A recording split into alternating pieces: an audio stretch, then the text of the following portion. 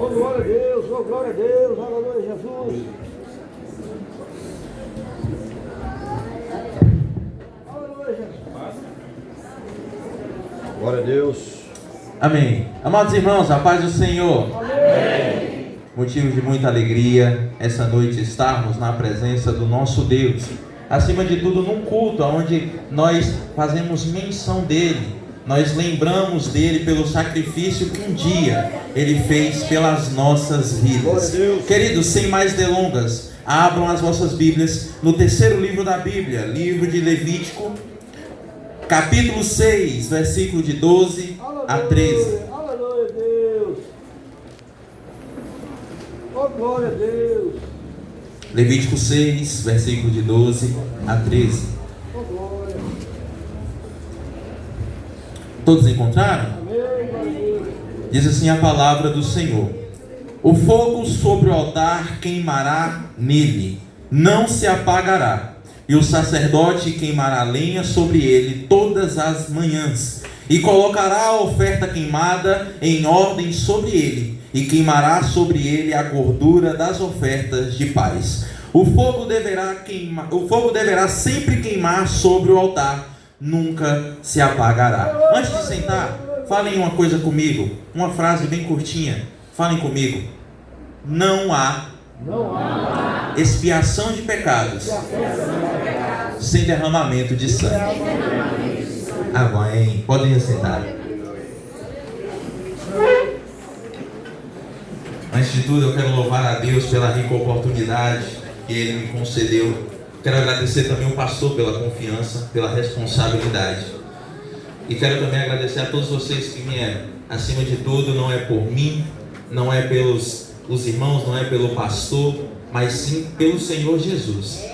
É Deus que, acima de tudo, já recebeu os vossos louvores, já recebeu as vossas orações e os vossos clamores. E o Senhor Ele vai responder cada clamor que os irmãos apresentaram a Ele. Amém, meus irmãos? Queridos, antes de começarmos, vamos fazer uma pequena introdução sobre o livro de Levítico. O livro de Levítico é costumamente considerado por muitos um livro tedioso, porque é um livro cheio de leis, é um livro cheio de mandamentos, é um livro cheio de ensinamentos, que no caso o Senhor Deus deixou para o povo judeu. Livro escrito por Moisés, inspirado pelo próprio Deus, porque a presença do Senhor, o Espírito Santo do Senhor, já tinha estreado dentro do tabernáculo. E de dentro do tabernáculo o Senhor chamou a Moisés e disse: escreve.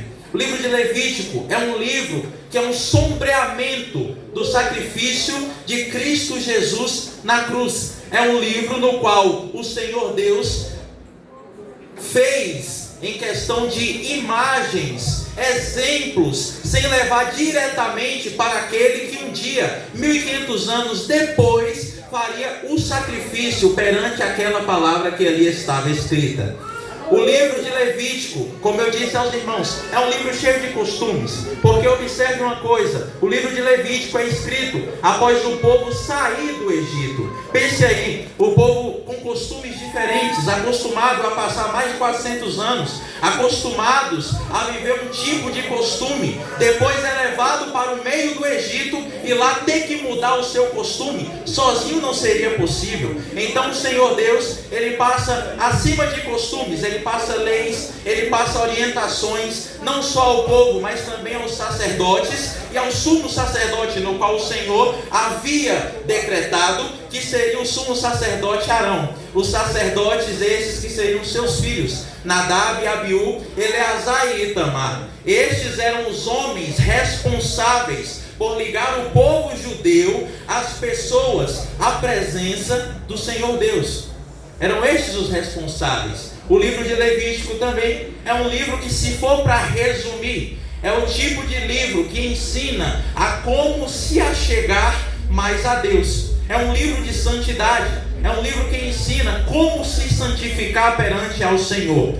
Porque nós cremos em um Deus que é pessoal, nós cremos em um Deus que quer se relacionar com os seus filhos, nós cremos em um Deus que se apresenta em uma presença grandiosa perante a todos os seus filhos e diz: eis-me aqui, clame a mim, responder-te-ei, e anunciar-te-ei coisas grandes e firmes que não sabes. Mas não tem como Deus se relacionar com o seu povo se o seu povo não se manter em uma vida de santidade. Não tem como Deus se relacionar com os escolhidos dele se os escolhidos dele não estiverem próprios para receber a presença do Senhor. Aleluia. Levítico 17 vai dizer: sede santos, porque eu sou santo.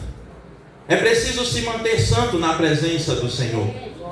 E o Senhor Deus, dentre os livros, dentre tudo que se fala em Levítico, o Senhor Deus, Ele me deu alguns pontos, e estes pontos eu trarei aqui para os irmãos nessa noite.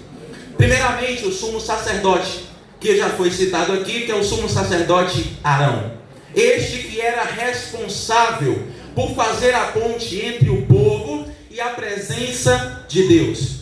Todos não poderiam entrar diretamente na presença. Havia um escolhido, ou haviam alguns escolhidos, que era Arão e seus descendentes, que eram também sacerdotes. Esse sumo sacerdote e estes sacerdotes tinham uma responsabilidade muito grande, porque antes mesmo deles apresentarem o sacrifício do povo, eles tinham que apresentar sacrifício por eles mesmos. Por que, Davi? Porque, querendo ou não, eram homens, eram falhos, e perante a presença do Senhor tem que estar em santidade. Aleluia, meu Deus. Eu comecei dizendo que sem derramamento de sangue não há expiação de pecados.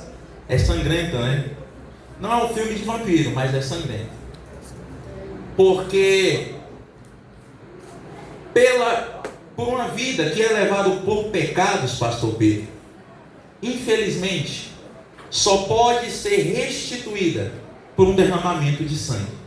E no Velho Testamento todo, nós vemos milhares e milhares de animais que eram entregues por via de muitos pecadores. Só que esses animais, e esta oferta, e este trabalho que era feito, era falho, era incompleto. Mas Davi, como assim? Deus que instituiu tudo isso. Como é que era falho e era incompleto? É simples.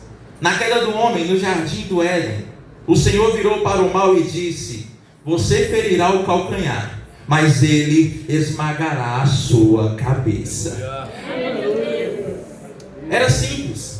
Porque se houvesse completude infinita, se houvesse completude inteira naquele sacrifício daqueles animais, no Novo Testamento, nos Evangelhos, Jesus não precisaria vir. Jesus não precisaria derramar um sangue tão precioso. Mas calma, nós chegaremos nessa parte. Então, irmãos, o trabalho de Arão e dos sacerdotes era de ligar o povo à presença de Deus. Era também de cuidar do altar. Porque o altar, o holocausto, havia ali o fogo da presença do Senhor. E que aquele fogo se mantinha aceso. Não precisava nenhum deles colocar alguma chama naquele fogo. Eis aí o primeiro erro dos sacerdotes. No Levítico capítulo de número 10. Nadab e Abiú, por desobediência. Porque a ordem do Senhor era: tira as cinzas, renove a lenha, e assim o fogo continuará queimando sobre o altar. Mas Nadab e Abiú, a Bíblia não cita, mas muitos estudiosos acreditam que por causa de ter ingerido umas, de estar meio bêbado, eles acabam pegando um fogo estranho, um fogo de fora, um fogo humano, e levando para dentro do templo. Que tipo de fogo você tem colocado no altar? Porque nós sabemos, porque lá em Coríntios vai dizer que nós somos templos do Espírito Santo. Se eu sou templo do Espírito Santo, logo o meu coração é altar do Senhor. Que tipo de fogo eu tenho colocado no meu altar? Que tipo de fogo eu tenho apresentado ao Senhor? Nadab e Abiú, por desobediência, são mortos por um fogo que no capítulo anterior, no capítulo 9, havia consumido e aceitado a oferta que tinha sido entregue a Deus. Nadab e Abiú, por desobediência, morrem por um fogo de uma presença que os consome por desobediência. Nadab, primogênito de Arão, erra e morre por desobediência. No Novo Testamento nós vemos um primogênito que morre também, mas não morre por desobediência, ele morre por obediência, porque ele foi por obediência até o fim, e por causa que ele foi até o fim por obediência, hoje ele está sentado à direita do nosso Deus. Aqui, Jesus, glória a Deus. Oh, aleluia. A responsabilidade desses homens era muito importante. Oh, glória, oh, glória, oh, glória, oh, glória a Deus. Após isso, nós entramos nas ofertas. Havia dois tipos de ofertas. Primeiro, nós já citamos aqui a oferta de sangue.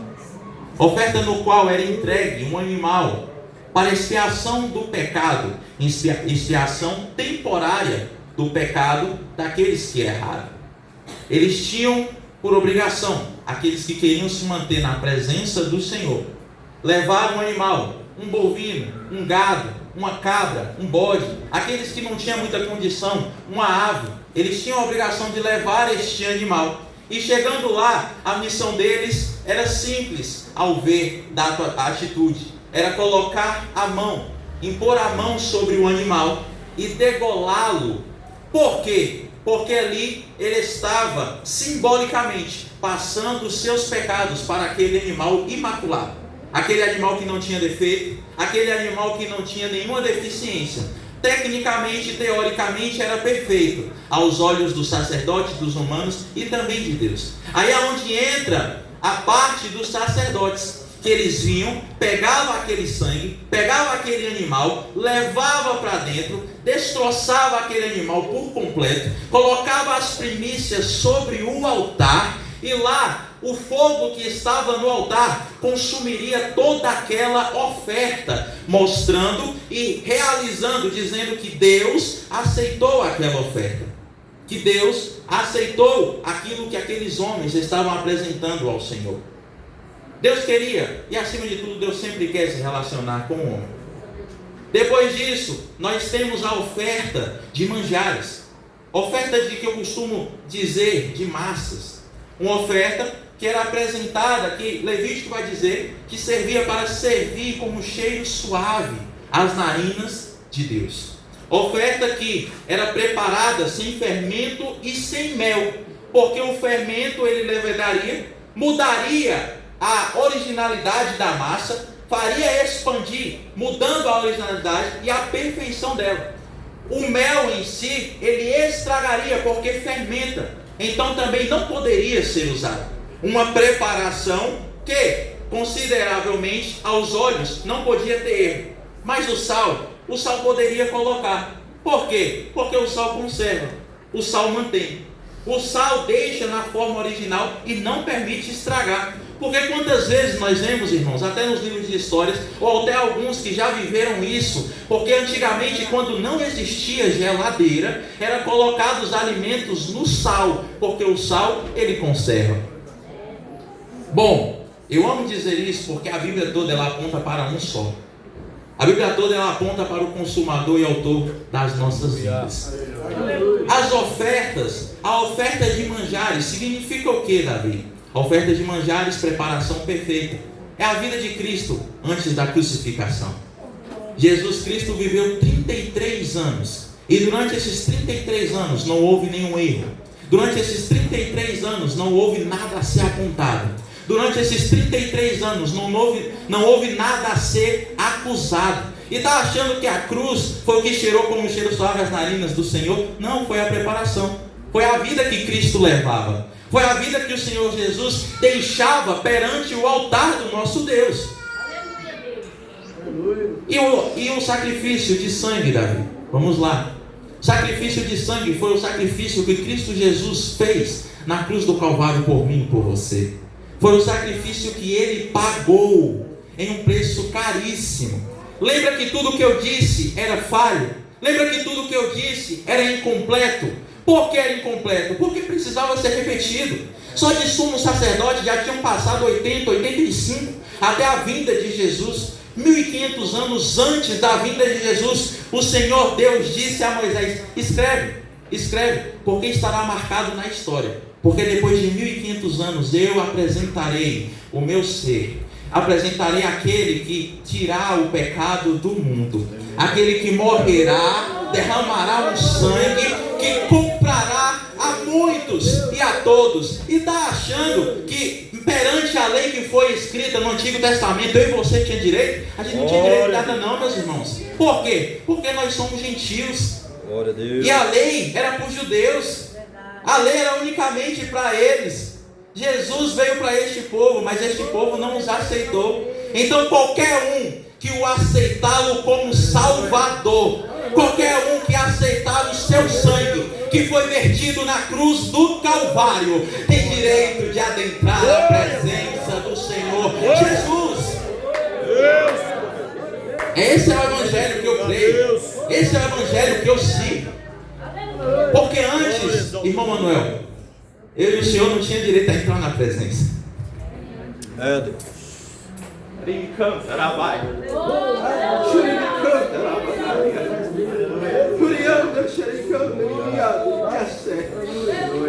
Nós não tínhamos direito de entrar na presença. Mas por causa do sacrifício do sumo sacerdote perfeito, por causa que ele se apresentou na terra, Isaías 600 anos antes apresentou dizendo: maravilhoso, conselheiro, Deus forte, Pai da eternidade, príncipe da paz. Ele veio, ele se entregou por mim, pela tua vida. E por causa deste sacrifício, nós temos direito de adentrar a presença do Santo dos Santos. Nós temos direito de contemplar a face de Jesus.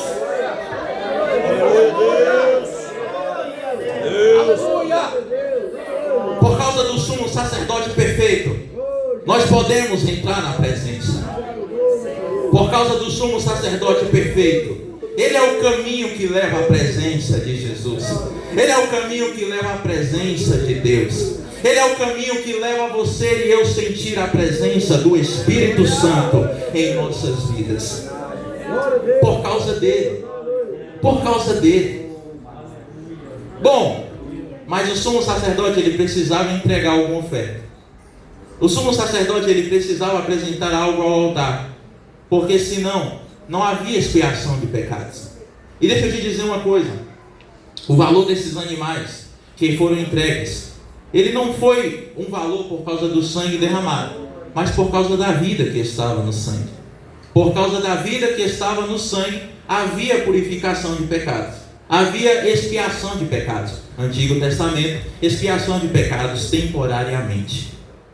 Mas o sumo sacerdote perfeito, ele apresentou sim uma oferta a Deus. E a oferta que ele apresentou foi a própria vida dele. O sumo sacerdote perfeito, ele trouxe uma oferta que era perfeita também. Ele trouxe uma oferta no qual não precisaria ser revogada, no qual não precisaria ser renovada, no qual não precisaria ser entregue novamente, porque todo o trabalho ele havia feito. O coração do livro de Levítico é Levítico 16, que tem uma palavra muito interessante que é chamada de Yom Kippur, que era o dia da expiação anual, aonde era santificado o sumo sacerdote, aonde era santificado o sacerdote, aonde era santificado todo o povo e aonde era também santificado o tabernáculo. Como assim, Davi? A presença do Senhor não estava ali? Sim, a presença do Senhor estava ali. Só que a presença do Senhor, o tabernáculo, se apresentava no meio de 12 tribos. E essas 12 tribos eram pecaminosas. E essas 12 tribos eram caídas. Essas 12 tribos, ela infelizmente contaminava aquele tabernáculo que ali estava. Então anualmente precisaria ser renovado, sem contar durante os dias, porque eu acredito que durante um mês Arão via a mesma pessoa 5 vezes, no mínimo. Mas aí no Evangelho de Cristo, o sumo sacerdote ele apresentou a oferta, pastor Pedro, pastor Carlos, pastor George, que não precisa ser renovada. Ele apresentou uma oferta que não precisa anualmente eu e você estar apresentando algo, porque nós seríamos incapazes de fazer isso, porque nós seríamos insuficientes para fazer tal coisa. Mas a oferta que o sumo sacerdote entregou foi a sua própria vida. Ele levou a preparação perfeita durante os 33 anos. E na cruz do Calvário ele apresentou a oferta ao Senhor Jesus. E quando ele apresentou a oferta ao Senhor Jesus, que ele disse: Pai, está consumado. o véu se rasgou de cima a baixo, e eu e você temos o direito de adentrar nesta presença, que é a presença do nosso poderoso Deus. Aleluia, aleluia. E aí é onde nós entramos, pastor Ezequiel, no texto no qual nós lemos, que o fogo, ele precisa permanecer sobre o altar, continuamente sobre o altar. Aleluia. E ele não pode se apagar. Observe uma coisa, pastor Pedro, que me chamou a atenção demais. Por quê? Porque o fogo, ele se renova toda manhã. E essa palavra me falou profundamente quando eu estava preparando ela. Porque se renova toda manhã. Interessante isso, né? Porque não se apaga, continua consumindo. Muitas pessoas levam esse texto, e eu não julgo, e eu não digo que está errado, porque Deus, ele inspira da forma como Ele quer. Mas muitas pessoas levam esse texto para o lado do Espírito Santo, a chama do Espírito Santo. Mas se os irmãos me permitirem, eu trago algo diferente, porque eu acredito muito que esta chama aqui era a chama do juízo de Deus, que estava sobre a minha e sobre a tua vida. Aleluia. A chama de um julgamento que nos consumiria por inteiro. A chama de um julgamento que a gente não poderia escapar. A chama de um julgamento no qual nós não teríamos como nem dar desculpa, nem fugir e nem inventar alguma coisinha para não estar presente, porque seria a chama que realmente nos consumiria por inteiro. Mas aí no Evangelho foi entregada uma oferta. Nos Evangelhos de Mateus, Marcos, João, Lucas, foi entregada uma oferta que tirou todo esse fogo que iria nos julgar, pastor Pedro, e levou sobre ele. Um sacrifício que toda manhã se renova, que é o sacrifício do Cordeiro Perfeito. Um sacrifício que toda manhã se faz presente, que toda manhã está sendo renovada, porque é o mesmo que se entregou no altar, é o mesmo também que coloca e renova o altar. É também um sumo sacerdote que tira a cinza, que coloca a lenha nova e que renova a misericórdia do Senhor na nossa vida. Meu Deus. Louvado e agradecido ao nome do Senhor. E aí onde nós entramos para terminar, porque o fogo, ele arde sobre o altar, continuamente sobre o altar, e não se apagará. Enquanto este fogo não apaga, pastor Pedro, eu e o Senhor, toda a igreja, todo aquele que quer, todo aquele que aceita, tem direito de adentrar dentro do Santo dos Santos. Enquanto este fogo se renova todos os dias, tem graça. Enquanto este fogo renova todos os dias, tem presença. Enquanto este fogo renova todos os dias, tem reconciliação, tem renovação, tem almas para Jesus, tem pregação do Evangelho, tem palavra, tem poder do Senhor, tem possibilidade de estarmos perante aos pés de Jesus, e tem a maior possibilidade da minha e da sua vida de um dia ver Ele como verdadeiramente Ele é. Os seus pés como latão, o seu rosto reluzente, e contemplar a face do Senhor. Enquanto o fogo ele se acende sobre o altar, os seus pecados eles estão perdoados. Davi, tu não sabe o que eu fiz.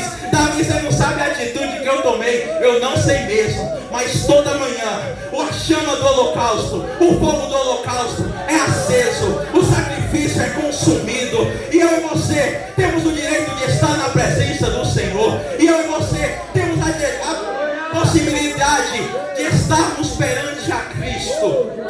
Aleluia, aleluia. É por isso que nós estamos aqui nesta noite, é por isso que nós louvamos, é por isso que nós cantamos, é por isso que nós adoramos, por causa de um dia uma oferta foi colocada sobre o altar. Glória a Deus. E esse sangue não foi aspergido, não, foi derramado em nossas vidas. E as nossas vestes foram purificadas, mais alvas do que a neve. Aleluia, Deus. Aleluia. Meu irmão, estou sentindo uma presença tão grande aqui neste lugar. Aleluia.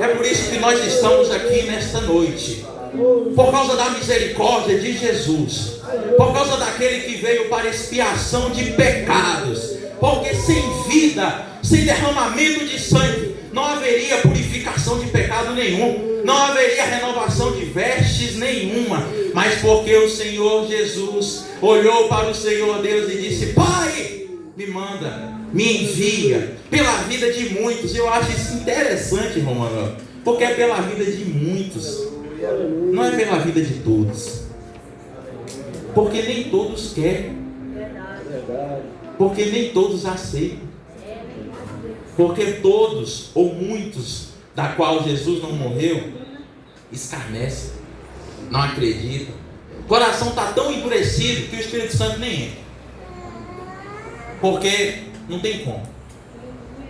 Mas por causa da vida daqueles que aqui estão, mas por causa da minha e da sua vida, mas por causa de um dia você pode ter a oportunidade de dizer: Jesus, eis-me aqui.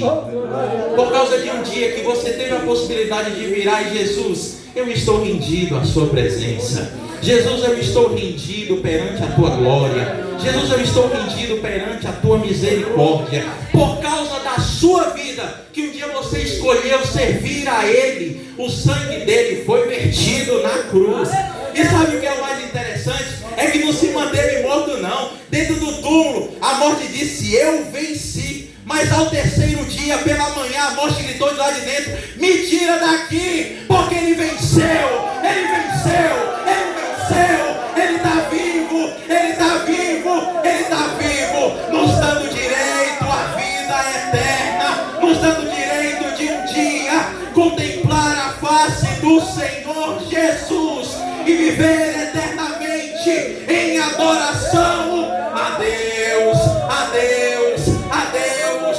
Se você não adora aqui, meu irmão, deixa eu te dizer uma coisa: tu não vai adorar lá. Abre essa boca, exalte o nome do Cordeiro, porque aqui tu adora, lá tu adora, aqui tu vai enaltecer o nome dele, lá tu vai enaltecer eternamente. E deixa eu te falar uma coisa: se um dia viraram para você e falaram que o inferno é a coisa mais maravilhosa do mundo, que o inferno tem balada, que o inferno tem cachaça, que o inferno tem festa, deixa eu te dizer uma coisa: nem o diabo quer ir para lá, porque o diabo sabe que lá é o castigo dele, porque quem tem a chave do inferno foi tomada por aquele que só reviveu no terceiro dia pela manhã.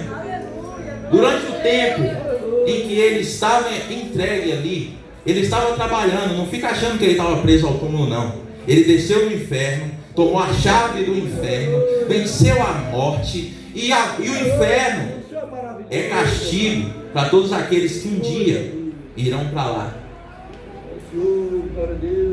Mas enquanto há uma vertente ruim, Carlinhos, enquanto há uma vertente que é negativa para aqueles que não aceitam a Deus, enquanto há uma vertente que é negativa para aqueles que não aceitam a Jesus, tem uma vertente positiva para mim e para a sua vida. Tem uma vertente positiva separada para a gente, porque um dia nós veremos o Senhor face a face, porque um dia nós poderemos adorar a Deus, porque um dia nós poderemos enaltecer o nome dele. Em Hebreus 7 vai falar sobre um sacerdote que existiu em Gênesis 14, lá na época de Abraão. O nome dele era Melquisedeque. Eita glória! Glória a Deus! O nome dele era Melquisedeque.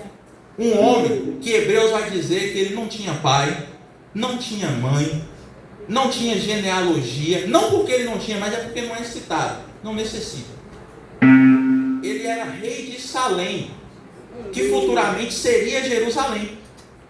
Mas o que me intriga ainda mais é porque esse homem é a tipificação de Cristo. Por que, Davi? Porque ele abençoou Abraão.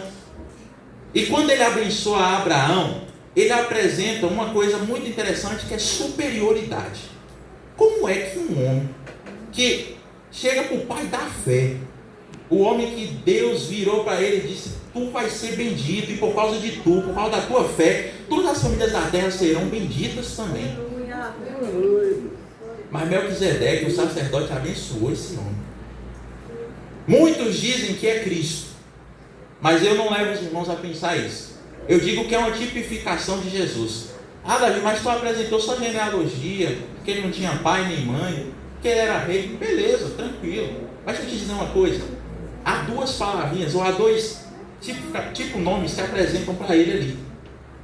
O primeiro é rei de justiça.